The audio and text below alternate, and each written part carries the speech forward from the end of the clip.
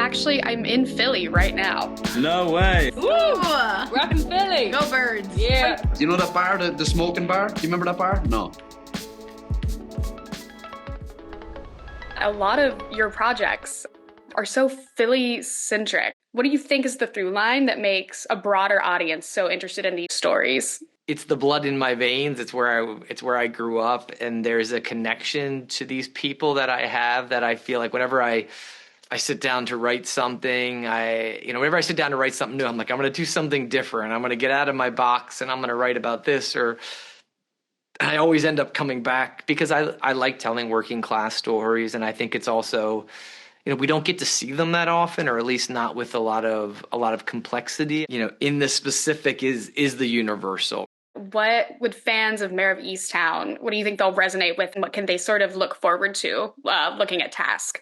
Mare resonated emotionally with, viewers. I hope this show resonates emotionally as well. We shot it in the same area. They'll see a lot of familiar sights, and I think they'll recognize the homes, the streets, the clothes, the accents. I think there's a lot of common ground. And I think also it's a thriller in its own way. Mare was a whodunit, so there was a guessing game element in Mare that we don't have here. But I think it's incredibly tense in its own right, and it still wraps its arms around the genre. We're not running away from it being a crime thriller. What is your favorite water ice flavor? Oh, easy. This is wild black cherry. I get it every time I go to Rita's with my kids. They got the little bits of fruit in there. It's my go-to. I rarely switch it up, so I gotta go wild black cherry.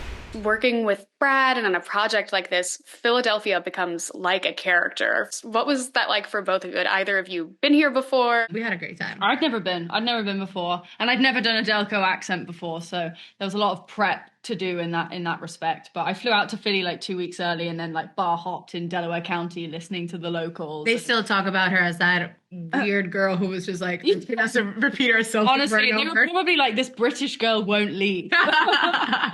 Wait, could you say water ice one more time? Yeah, literally. Can you say hoagie? Can I record it? Yeah, hoagie. Yeah.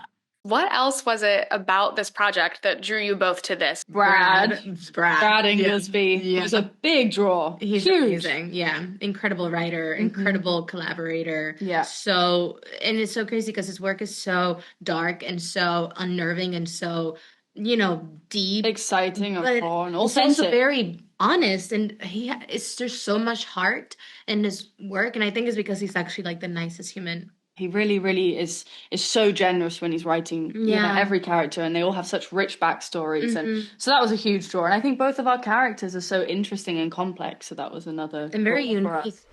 What was it like being in this area in Philly and filming here and just bringing that part of the story to life? We had the best time. We love Philadelphia. It's such a special place. Yeah, I really fell in love with it. And I fell in love with the people in Philly. I was actually so excited as well because I'd been sort of reading and prepping the script in England and then coming and actually being in the place that I'd been sort of imagining from the script. It was just so exciting, and actually going and seeing a Wawa or going to Ridley or, it was What about this project drew each of you to this? Well, with me, I'm a person who loves action. And so to have an opportunity to play an FBI agent, Emilia is very no nonsense, very cool, very good at what she does. She's aspirational to a level. And so, again, having fallen in love with Mare of Easttown and knowing that this is part of the same universe made it a no-brainer for me.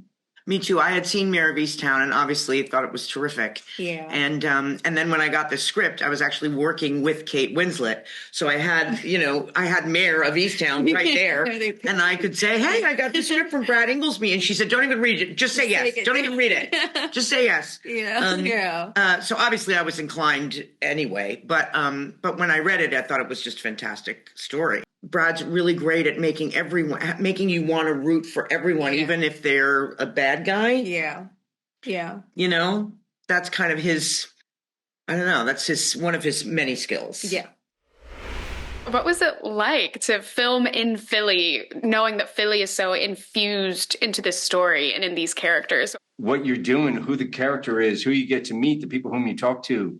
it all layers into your performance, and it's so enriching to what you're trying to do and to be there. With Brad being a local, Brad Ingelsby, our showrunner, he tells these stories in a very specific way that's really palatable to kind of everybody. But you don't really, for me, obviously, you're coming from across the water as well. I hadn't been to Philly before, so there's a very specific flavour that Philly has that you can't really understand until you've been there.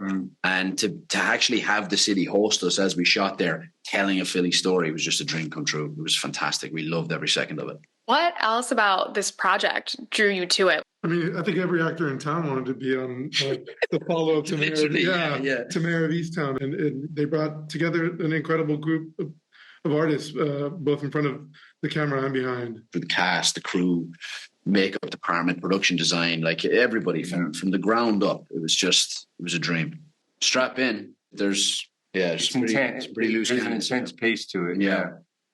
It also has an emotional life that was, Mare was, in my mind, a very cerebral, intellectual show, and Task feels like very heart-driven. All these characters are driven by their sense of love and family, and that, I think, is very distinct in its own, it has its own pulse. Yeah.